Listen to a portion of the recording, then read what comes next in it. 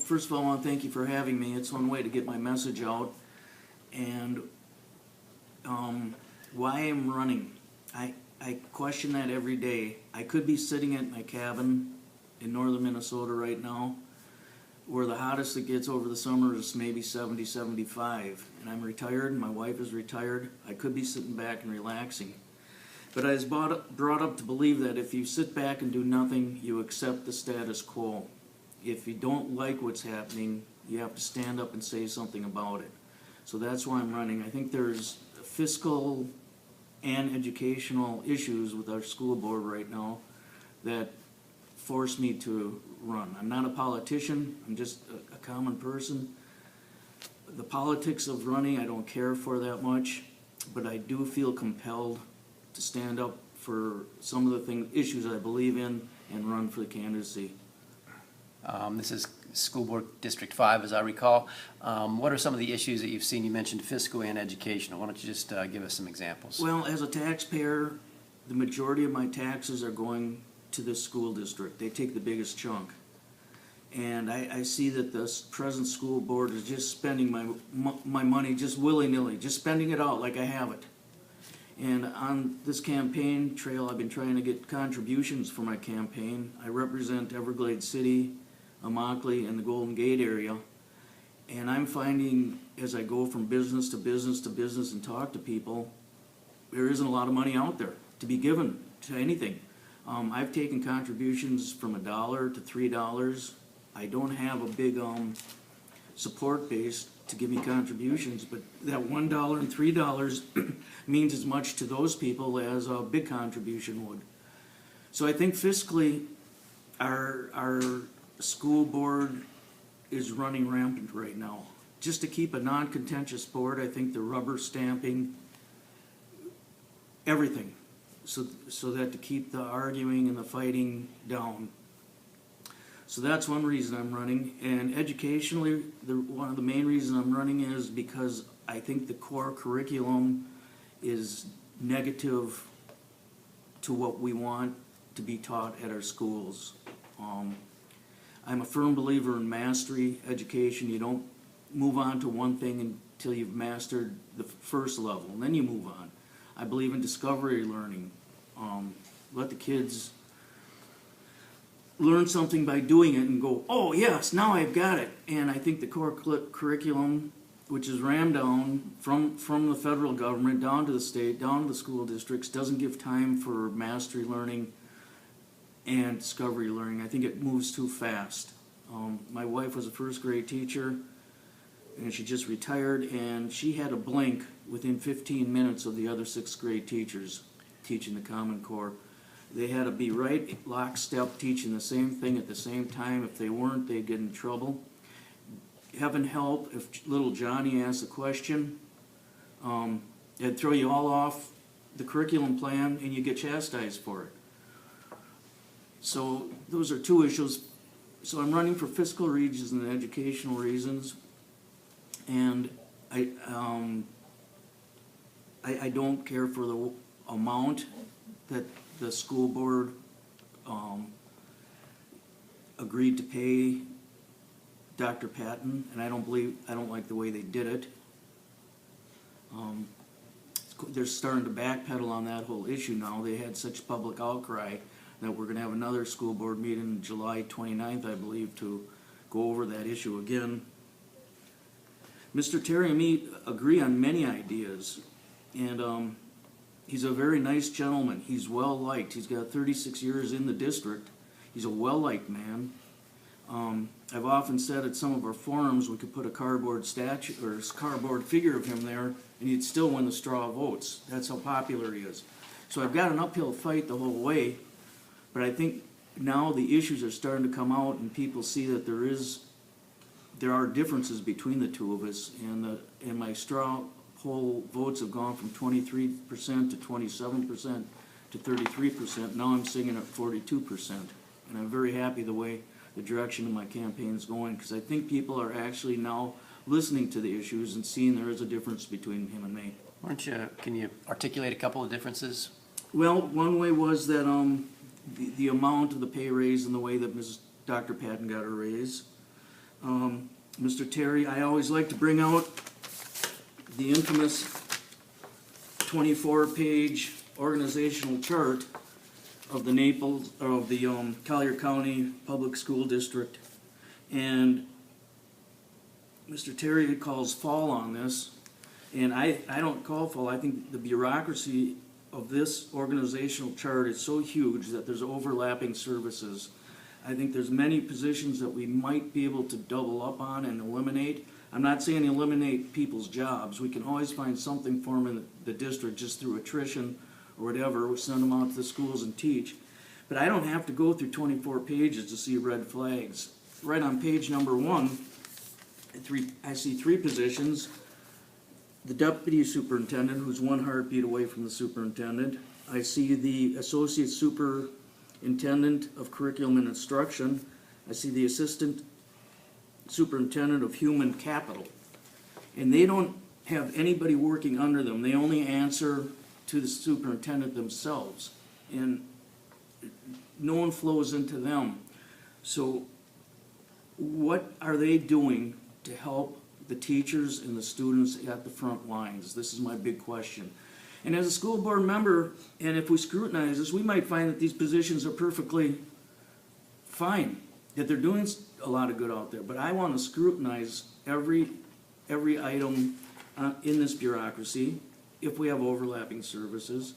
I was a school district superintendent for 5 years, so I know what it is to be a superintendent, and I know what it takes to keep a school district running. And so I want to scrutinize things. That's one big area. I think for the sake of non-contentious board meetings, they're just rubber stamping too much. I think too much is just going by, and I just don't believe it. You mentioned your 5 years as superintendent. Can you take us back and walk us through what your background is, please? Okay, I was superintendent for 5 years in northwestern North Dakota. It was a small school district, but that's an advantage for me because it was a great learning situation for me. Because it was a small school district, I had to learn everything a superintendent should do. I was close to the transportation, I was close to the food services, I had to make curriculum decisions, I had to be right there at the activities director, I had to balance the budgets, I had my fingers on everything in that school district. It was a great way. The experiences I got as a superintendent are far greater than my doctorate in education. I have a doctorate in education. My major area of emphasis was educational leadership and community education. But my experience far outweigh my fancy degrees. I've had blue-collar jobs, a lot of white-collar jobs, but so I'm a little blue-collar, a little white-collar, but it's those experiences that I really rely on a lot. How long have you lived in Collier County? Collier County, we've been here 8 years. From Minnesota? We moved down to Florida 25 years ago when we first landed in Palm Beach County, and which gave us a lot of insights into what other counties are doing.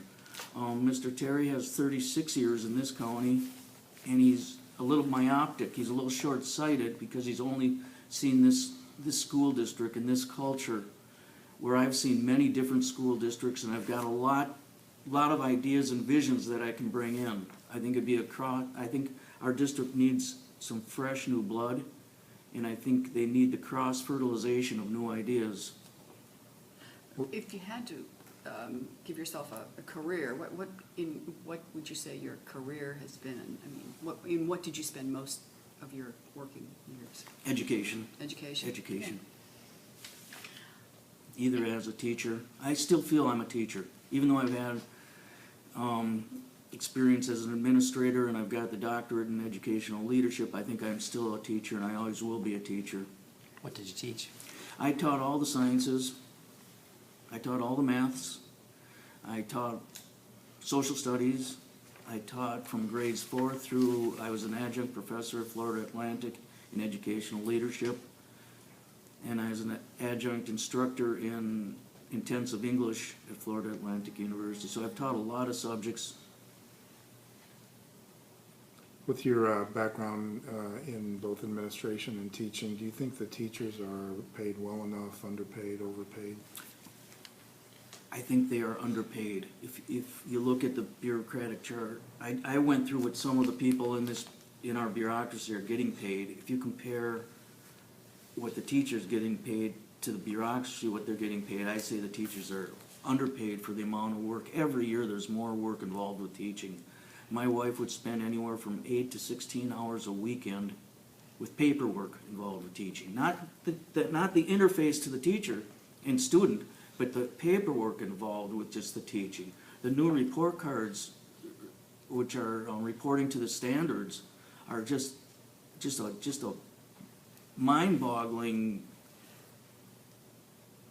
amount of paperwork to do the report cards. We're not the ABC report card anymore. It's very involved. Is that because of rules that are imposed by the district, or are those coming from the state? It's accountability. It leads to the core curriculum, and are we teaching to the standards? There's the big push to teach to the standards, and they want to make sure that the children are being taught the standards and then be checked off when they attain proficiency in that standard. Is that a good thing? We have to have standards, but then you have to question the standards we pick valid and reliable? Are those the standards we want? Are the standards forced on us by the state and the federal government the standards we want? Or should those standards be determined by the community? I'm a strong believer in community education, and I think it should be more, the standards should be brought up more from the community than from the top. What do you think of the standards? Are they not good standards? Well, I was asked to take the new Florida Standards Assessment test. It's online, anybody can take it. I got to about question, and I took it in 7th and 8th grade math, because I used to teach 7th and 8th grade math. I said, no problem, this will be fun. So I got to about question 4, and I'm gonna paraphrase this. This isn't a direct question, but you can all go there and you'll see the same question. Michelle was given enough road covering to cover 15,000th of a square mile of a runway. The runway was going to be 1/6 of a mile long. What's the width that runway could be? So I looked over my shoulder and Albert Einstein wasn't there. And then I looked for Dustin Hoffman and the Rain Man. He wasn't there. And I went, oh man. Okay, so I mulled this over in my head for several days and nights. First trying to figure out the question, and then why would there be why is that question in there? Is it age appropriate? Is it grade appropriate? Then I realized that question had to parallel a standard. First of all, it's not a real life, it's not a real life question. We don't measure things in 1500th of a square mile. We measure runway covering, pavement, fill in square yards. If they would have said Michelle was given 150 square yards of fill and the runway had to be 1 inch thick, how long and how wide could that runway be? And it's a real life question.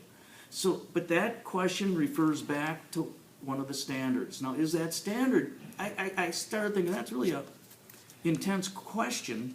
But then I was thinking, let's get to the root problem of that question. The root problem is the standard. What standard did that assess? And should that standard even be there? So I question the standards. I question the wizards who are making these standards. The new Florida Standards Assessment is being normed in Utah.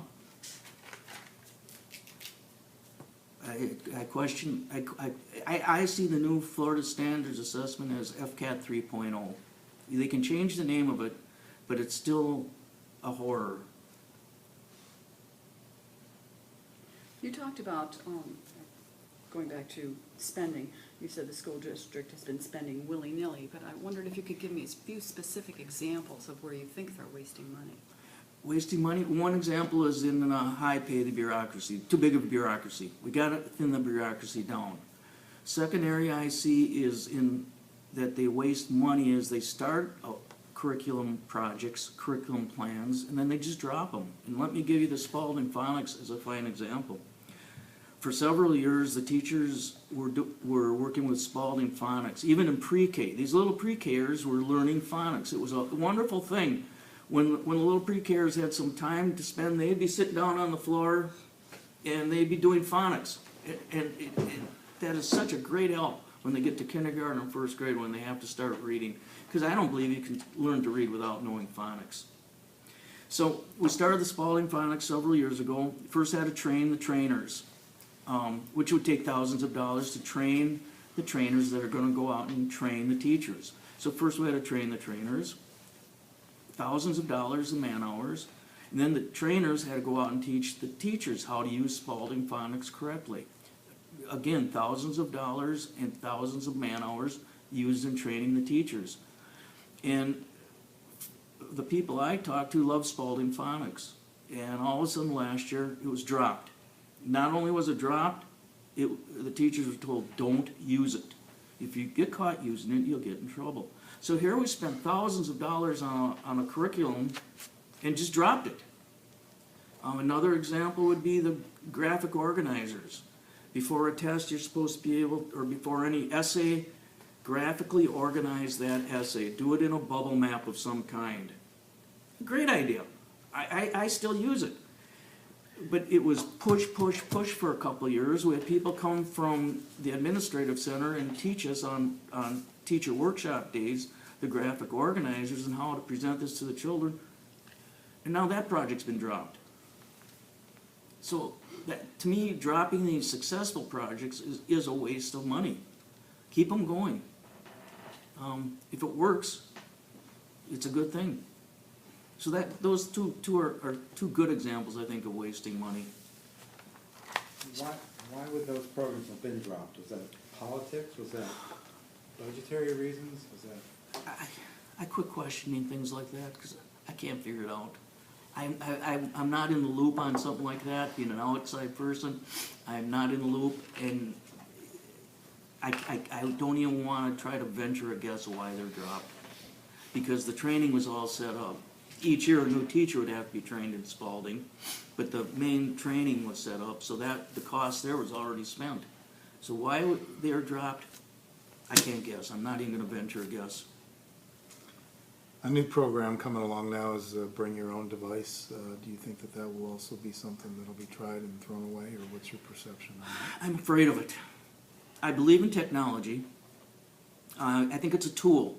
It's not a tool to end all tools, but it's just one tool in a teacher's bag of tools to set up a plan for the day. So I believe in technology. I believe in computers. There's a vast amount of education that you can pick up just through your phone alone. But I'm afraid of the abuses involved there. When I was teaching, I caught one of my students in an illicit site. And the school board says there's firewalls so that the kids can't get on to these illicit sites. But these kids are savvy. They are technologically savvy. And these kids know how to get around these firewalls. So the tech man had to be there that day.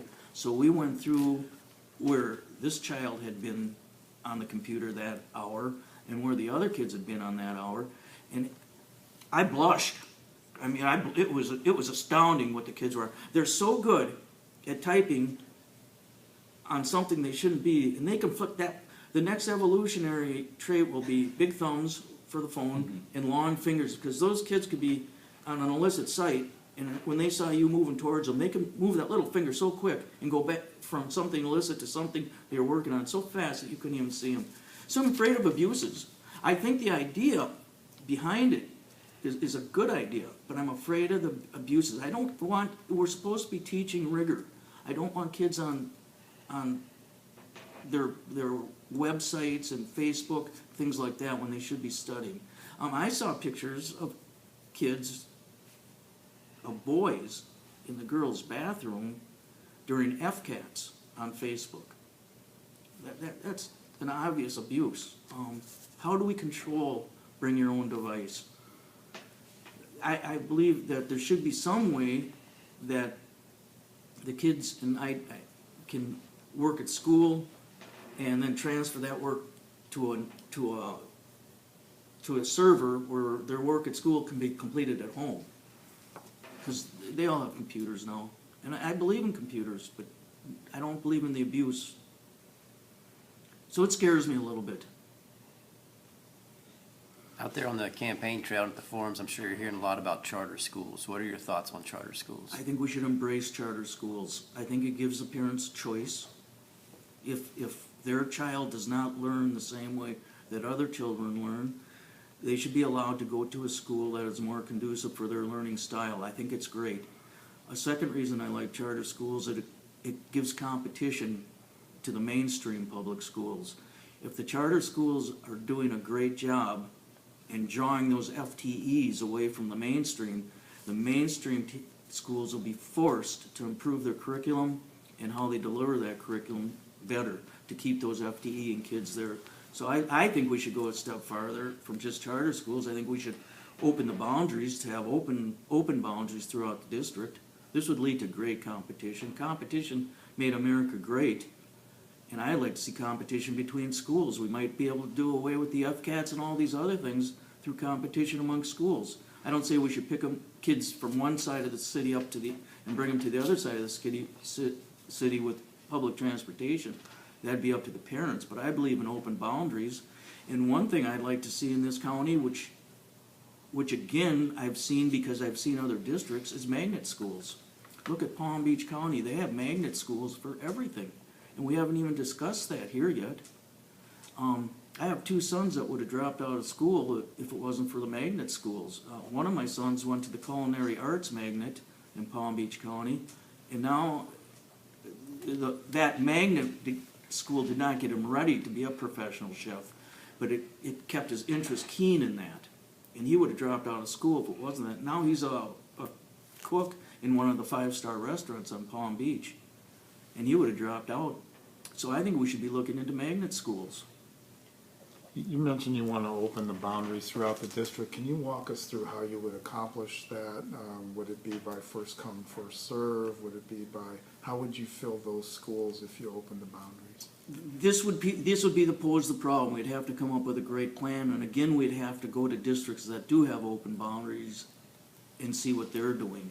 We can learn a lot from other districts. We don't have to be provincial and stay here in Collier County. Get out and see what other school districts are doing. But there are areas that have open boundaries and it's working.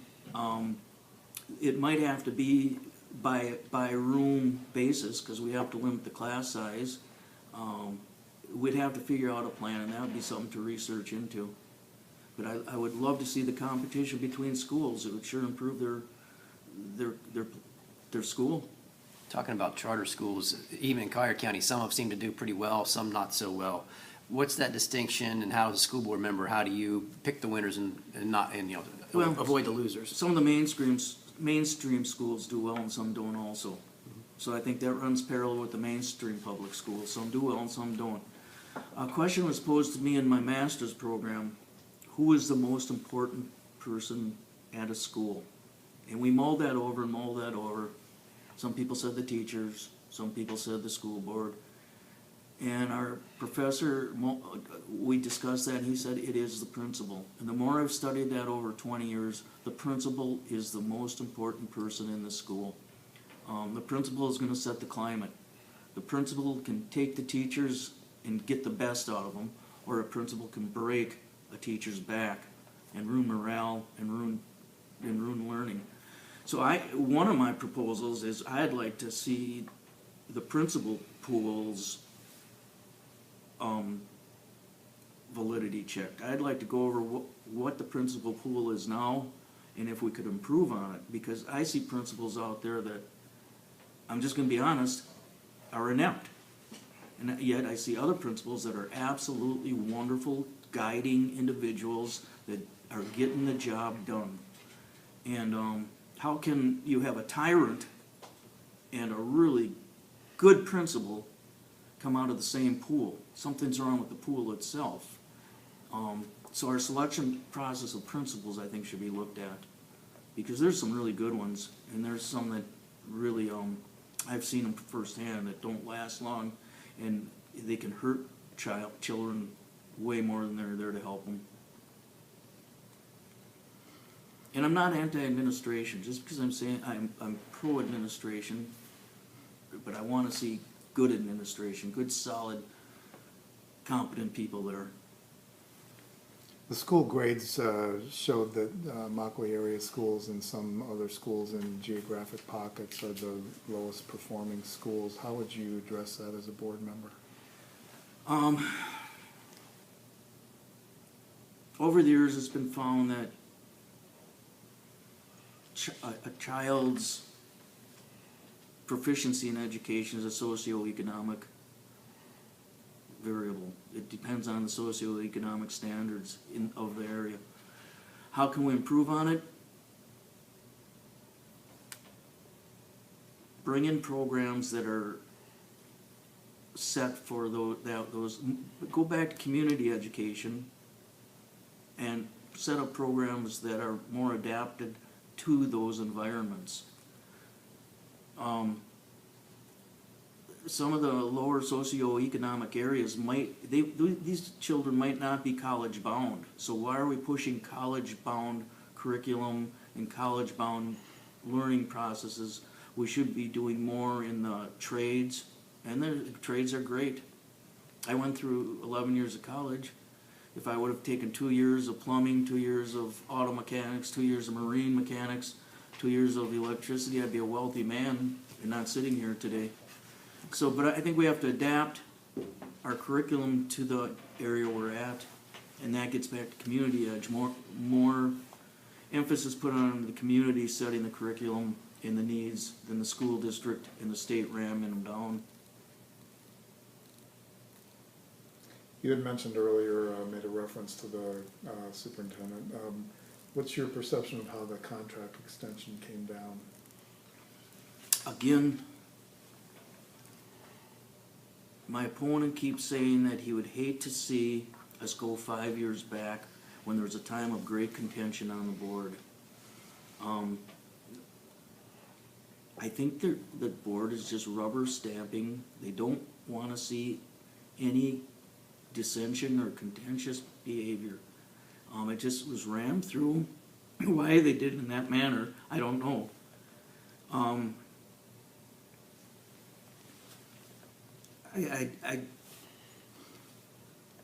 I don't like the amount, and again the way, but they're backpedaling on that now, and we'll see what happens on July 29th when they bring it up again.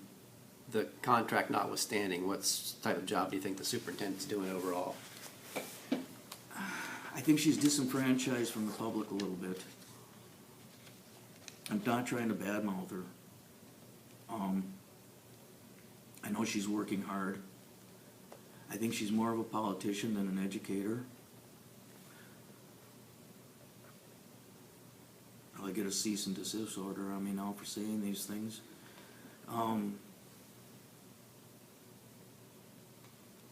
I don't like the way that she's asking for money to be spent, and the board is spending it. So I would say average. To get in to see her is like trying to get in to see royalty. She's got staff members that buffer her from the whole district. She's got so many people working for her, and so much is delegated to these other people. Sometimes I question, do we need a superintendent? Couldn't we just go to these directors directly? Because I've seen a lot of school board meetings where they don't even look at the superintendent and say, what should we do about this? They just look at the director of elementary ed and say, what should we do? The director of secondary ed, what should we do? When I was superintendent, the board, we'd be sitting a lot like this, and an issue would come up, and all 5 of you guys would go, Andler, what are we going to do about it? And it was up to me to get ready for the next board meeting, what we're gonna do about a situation. And Mrs. Patton's in the luxurious position that she can quick delegate it down and let them take care of it. We're rapidly running up to our 30 minutes here. Are there any final words you'd like to give to the voters? I just want to thank those that are listening to my message.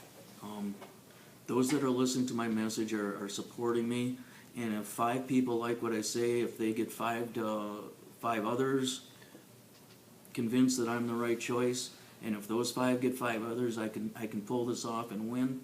And I don't believe adding 3 members to the school board would form a contentious board. Everybody that sits at the podium at the forums is a non-contentious type person. We all get along. Absolutely nice people, every one of them. So I'm just thanking my supporters, and I need money really bad. I'm finding out that politics would be a lot smoother with a little bit of money in my bank account. But I just want to thank everybody that supported me and that is listening to my message.